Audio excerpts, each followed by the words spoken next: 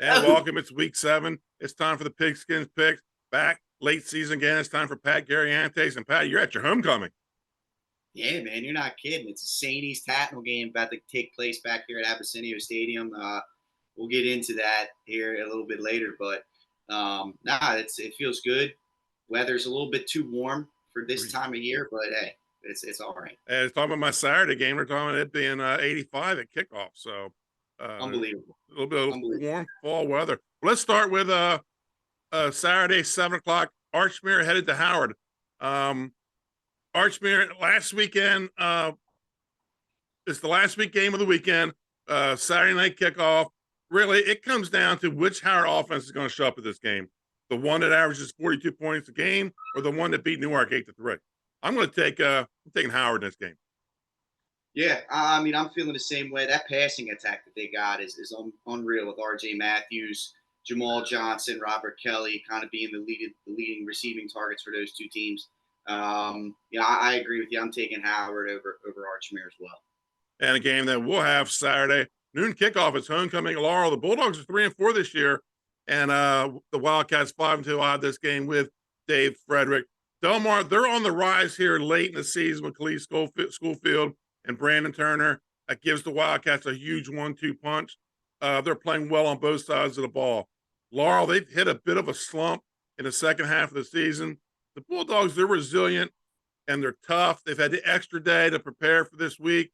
Sean Larimore is the superintendent. The one thing he did when he came in is he moved homecoming to a community event, parade on Friday, events on Saturday. The place is going to be packed.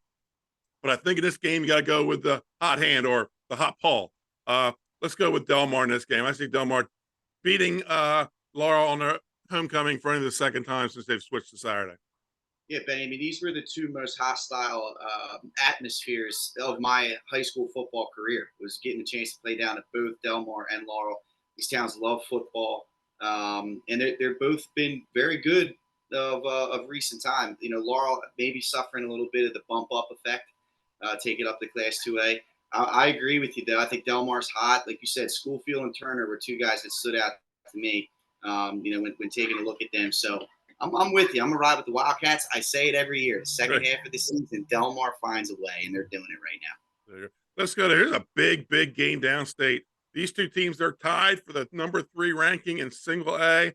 It's the 4-3 Blue Jays from Seaford, the 6-1 Polytech Panthers. Polytech has never been to a playoff. These two teams come in tied, as I said. Seaford, a tough 4-3 team. Big win over Indian River a few weeks back. And then a disappointing overtime loss last week on the road at number 2 Brandywine. Polytech, best season in school history. They squeaked by Conrad last week with a late victory.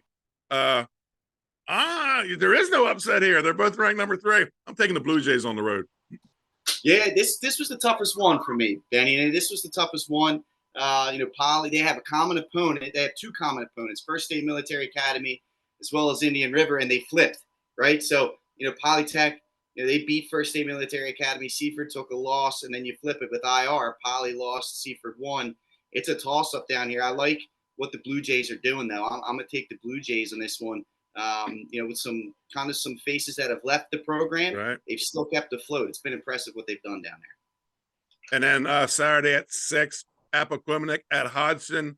It's their homecoming, but it's at Caravel, if that makes any sense. I guess that's where you guys do things above the canal. I don't know. Now, Hodson being new school being built. Yeah, a new school being built, so Hodson playing at Caravel for a couple years. Hodson 5-2, Appo 4-3, huge Class 3A District 1 game. At this point of the season, both are probably bubble teams, but I like the Silver Eagles in this game. Yeah, I think, this is one of those situations. Again, maroon and black. There's 3 different schools wearing maroon and black that are involved in this game. That's incredible with Caravel being the host field. Right. I think this comes down to health, right? Hodson, they're healthy. They got Brasheen Davis and Mackay Beach. I'm taking HVT over Appo in a close one. And then a big, huge game. Going to be right in that stadium behind you tomorrow night, though. On Friday night, it's number 2 ranked Middletown against number 3 ranked Slays Annam. Both teams 6-1. This is the premier showdown this weekend, this Friday night. most likely the winner captures the 3A District 1 title. Middletown, 3-1 on the road this year. The Sal's unbeaten at home. Late kickoff in Wilmington. I'm riding with the Cavaliers in this one. This is tough, Benny. Why are we on the same page so much? Right.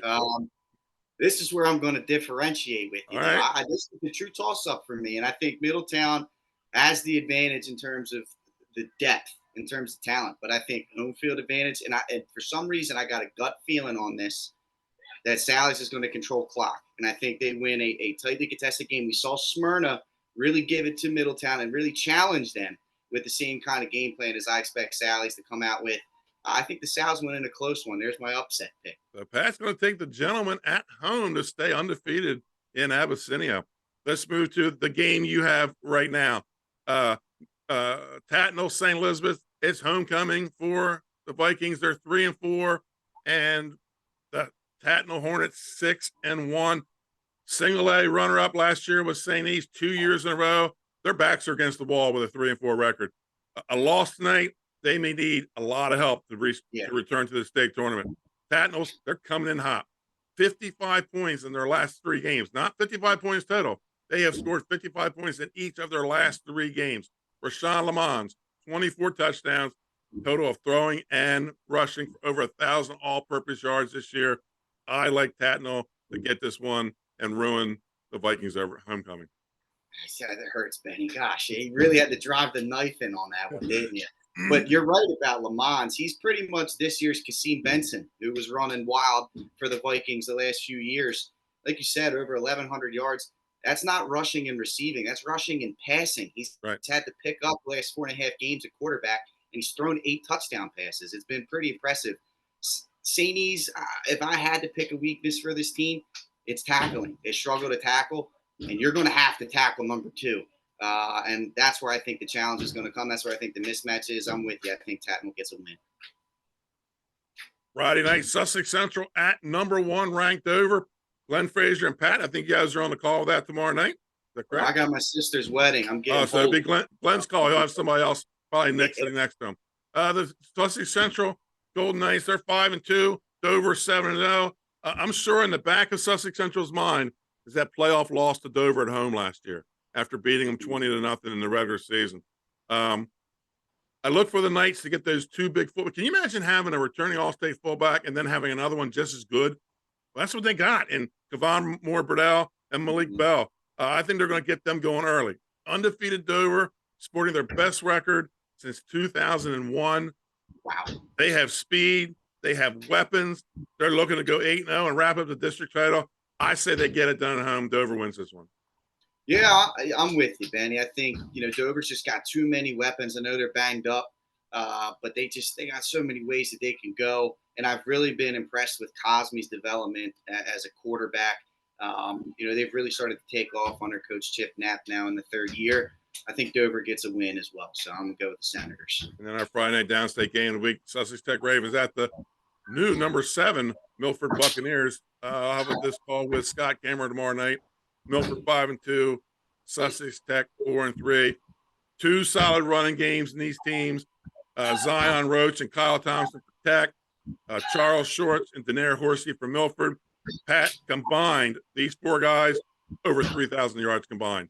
So we're going to see some running tomorrow night. I think the team that throws the ball wins the game. I think Milford gets this with John Hodson. Maybe 10 passes in the game. I think that's enough to loosen up Sussex Tech and for Milford to get the win at home. Big win, I think. Elimination game here. I think either team loses, they're out because there's just not a lot of bonus points available for them. Yeah, Benny. As much as I want to disagree with you, so we don't go chalk. And I know I disagreed with you on the Sally's game. I got Jason Winchell just came into the booth here, and he went 8-0. So I gotta go with the gut on this. Milford, you mentioned the 2 lead horses, but there's 4 guys that I think are just difference makers with Horsey, Shorts, Legros, and Perry. They got running backs all over the place. I've seen them here take on St. E's, and they just filter these guys through. And they got a couple youngsters, too, that I didn't even mention that could also get the job done as well. I think Milford gets a win. That running attack is dangerous, and it's going to be tough to defend. And you talk about the pick legend, Jason Winchell, going 8-0, the only person to do it so far. You may do it with the Sally's pick. That's what he took Odessa with an upset, and he ran the table. So maybe if you two tie, we'll have to bring you back in week 10 and go head to head. I love that. It will come down hopefully to that Sally's game. Trey Mitchell out this week. Talk about anniversary weekend, so could not be on the picks. Man has to do what he has to do. But Pat, have a good call out there tonight, and we'll check back Monday, see how you did, and move on to week 9. So, folks, that's it for the Pigskin picks for week number 7. I'm going to get this up right away so you can see Pat's game on YouTube tonight. Have a good night, Pat. Yep. Thanks, Benny.